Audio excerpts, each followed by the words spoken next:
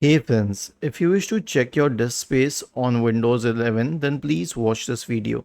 Now, ideally, one might say just open the File Explorer and go to this PC and you'll find the disk space here.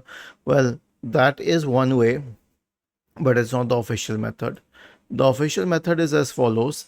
Right click on the Start button and select Settings from the menu. Go to the System tab on the list on the left hand side. Select Storage in the right pane. Wait wait till all of these options load, and then it will show you the exact disk space that has been used by applications, by temporary files and others.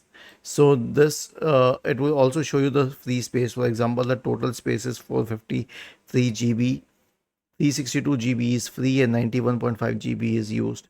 We can also get more information if we click on specific options. Was this helpful? If yes, then please subscribe to the channel. If not, then let us know in the section of the video on how we could help you further.